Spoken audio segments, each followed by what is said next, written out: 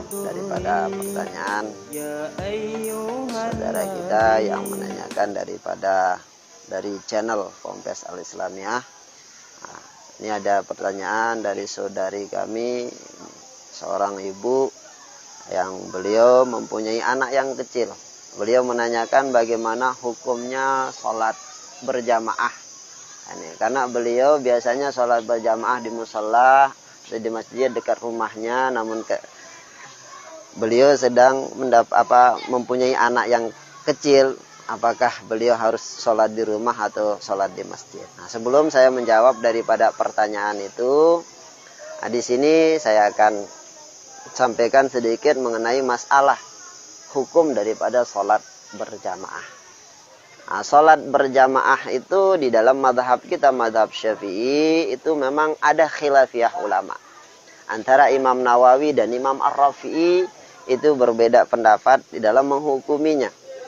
Bahkan yang muktamad dalam kalangan madhab Syafi'i, hukum sholat berjamaah itu fardu kifayatin, itu hukumnya fardu kifayah dalam madhab kita, madhab Syafi'i. Dan fardu kifayahnya itu adalah buat orang yang laki-laki. Buat orang yang laki-laki. Nah, ini pendapat yang muktamad dan itu yang dikatakan oleh Imam An-Nawawi dalam kitab Majmu'. Wa indar Rafi'i, dan menurut Imam Ar-Rafi'i, annaha sunnatun mu'akkadah. Itu hukumnya sunnat mu'akkad bagi orang laki-laki. Memang ada sebagian, ada dua kalangan, ada dua ulama, termasuk Imam Al-Ghaffal, Imam Al-Ghaffal mengatakan hukum daripada jamaah itu adalah fardu ain. Nah, sebagian daripada pendapat yang jarang dalam kalangan mazhab Syafi'i. Kalau mazhabnya Imam Ahmad mengatakan fardu ain, makanya orang yang mengambil pendapatnya Imam Ahmad atau pendapat ulama yang mewajibkan daripada jamaah, ketika dia meninggalkan jamaah maka dia akan berdosa. Tetapi itu bukan syarat sahnya sholat. Tetap dia wajib sholat, cuman dia meninggalkan jamaah, dia berdosa. Ini kalau menurut pendapat ulama yang mengatakan jamaah itu hukumnya fardu ain. Nah, kalau dalam madhab kita yang muktamad itu fardu kifayah. Yang namanya fardu kifayah itu, ini fardunya itu adalah untuk satu kampung. Kalau kampung itu sudah didirikan jamaah, maka gugur dosa yang lain. Tetapi kalau satu kampung itu tidak ada orang yang melaksanakan jamaah, sholat jamaah, maka berdosa semua kampung itu. Nah, ini fardu kifayah. Nah, itu dasarnya ulama yang menghukumi fardu kifayah.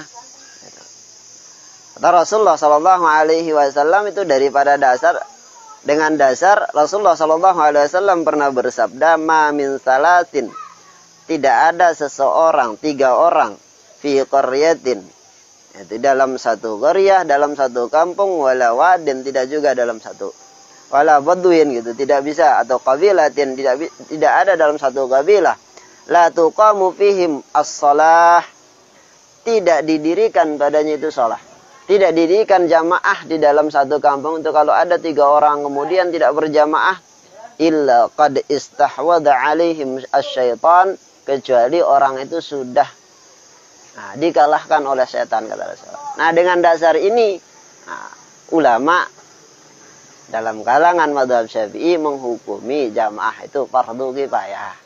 Gitu. Ulama yang mengatakan itu hukumnya sunat muakkadah, termasuk Imam Ar-Rafi'i dalam kalangan mazhab Syafi'i, beliau menghukumnya sunat muakkadah, itu sunat yang dikuatkan. Makanya makruh orang laki-laki itu meninggalkannya. Ini kalau mengambil hukumnya sunat muakkadah, itu makruh hukumnya orang laki-laki meninggalkannya. Itu dengan dasar hadis Rasulullah Sallallahu Alaihi Wasallam, salatul jama'ati afdalu min salati ahadikum min salatil fardhi, itu bisa ba'in wa isrina darajah. Salatnya seseorang dengan berjamaah itu lebih afdal daripada dia salat sendirian. Itu sampai 27 derajat. Nah, kata ulama, tidak mungkin Rasulullah SAW membandingkan 2 perkara kalau memang 2 perkara itu dibolehkan. Nah, ini menunjukkan bahwa sholat sendirian boleh, sholat jamaah boleh, tapi sholat jamaah lebih afdal. Makanya ulama menghukuminya sholat jamaah itu adalah hukumnya sunat muakkadah. Ini tergantung kita mau mengambil pendapatnya yang mana. Itulah cara pandang ulama dalam menghukumi sholat berjamaah.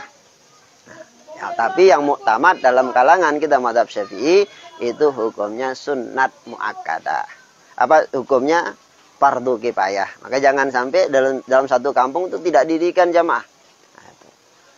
Kalau tidak didirikan jamaah, maka semua kampung itu ya berdosa.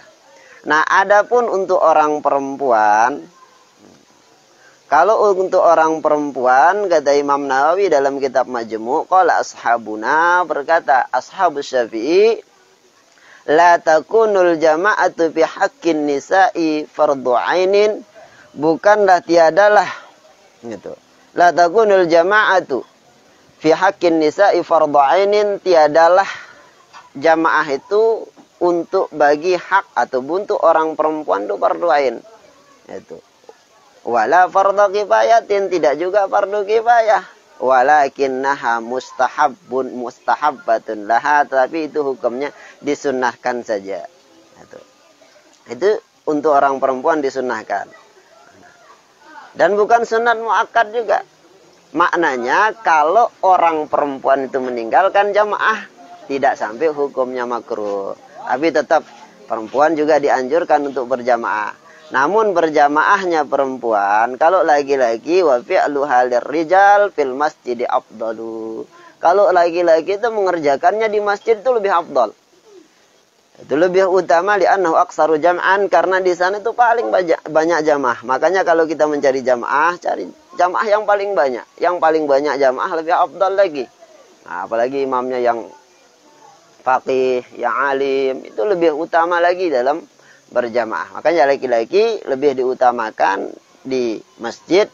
Nah, kalau orang perempuan itu fal afdal, itu paling bagus untuk orang perempuan aman nisa fa jama'atuhunna fil buyuti afdalu. Kalau orang perempuan jamaahnya di rumah itu lebih afdal. Dan Rasulullah sallallahu alaihi wasallam mengatakan, salatnya orang perempuan, salatul mar'ah fi baitiha, salatnya orang perempuan di dalam rumahnya, bahkan dalam kamarnya lebih afdal daripada rumahnya.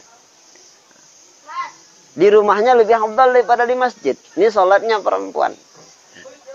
Itu lebih utama, lebih besar fadilahnya, lebih besar pahalanya. Namun orang perempuan tidak dilarang pergi untuk ke masjid. Makanya Rasulullah SAW mengatakan, la tamna'u nisa'akum, la tamna'u nisa'akum al masajid.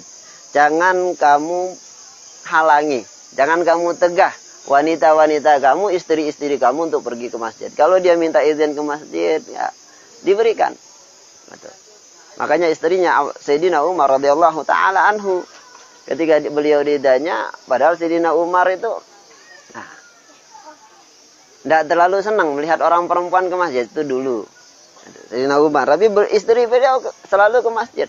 Subuhnya ke masjid, isya ke masjid, kemudian istrinya, apa yang harus melarang Umar itu, apa yang menegah Umar itu melarangku. Yang menegah Sayyidina Umar melarang istrinya itu karena larangan Rasulullah mengatakan, la tamna'u nisa'akum al masajid.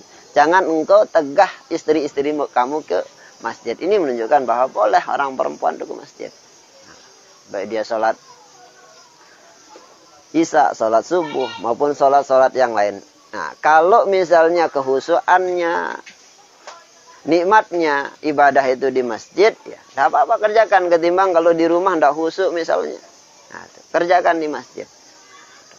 Ini buat orang yang perempuan. Tapi tetap yang paling afdal, yang paling utama, lebih besar pahalanya ketika itu jamaahnya, sholatnya dikerjakan di rumahnya. Karena lebih as-satru, lebih menutup.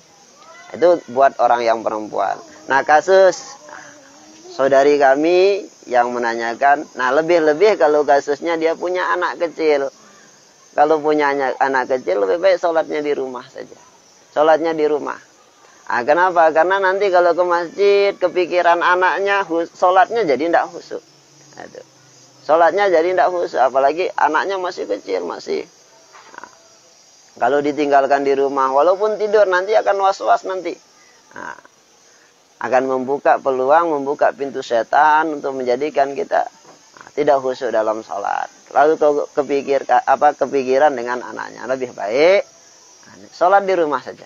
Nah, sholat di rumah saja karena menjaga anak itu, apalagi berbahaya buat anaknya, menjaga anak itu lebih wajib. Itu wajib. Sedangkan sholat jamaah yang dikejar oleh wanita itu hukumnya sunnah dan bukan sunnah muakkad. Itu sunnah biasa dalam artian kalau dia tinggalkan itu dia tidak dihukumi makruh. Beda dengan orang laki-laki. Nah, ini untuk perempuan. Untuk sholatnya orang perempuan maka lebih baik, lebih afdal dia sholat di rumah. Dan dia sholatnya di rumah paling bagus dia laksanakan dengan berjamaah. Kalau ada temannya boleh dengan orang perempuan, anaknya punya anak perempuan berjamaah dengan anaknya perempuan di rumah. Mengerjakannya di rumah itu afdalu. Waman nisa fajama'atuhunna fil buyuti afdalu. Kalaupun adapun orang-orang wanita itu perempuan, maka jamaahnya di rumah itu lebih afdal. Nah, buat ibu yang bertanya tentang masalah jamaahnya, apakah dia harus tinggalkan jamaah di masjid?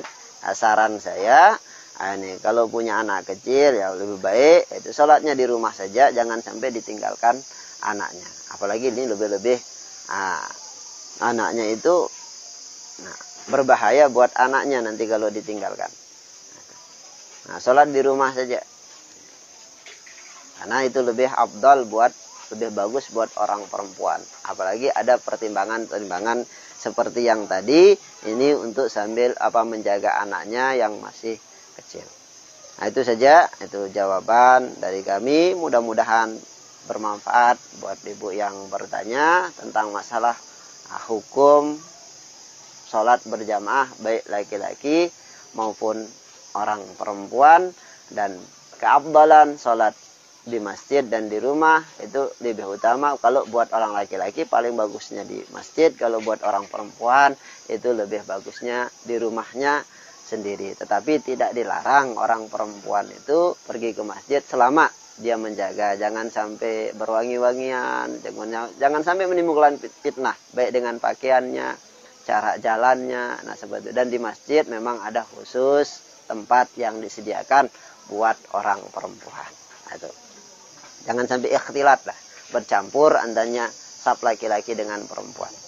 Nah, itu saja, mudah-mudahan ada manfaatnya. Kurang lebihnya kami mohon maaf. Akhirul kalam, Allahul muwaffiq ila aqwamit thoriq. Wassalamualaikum warahmatullahi wabarakatuh.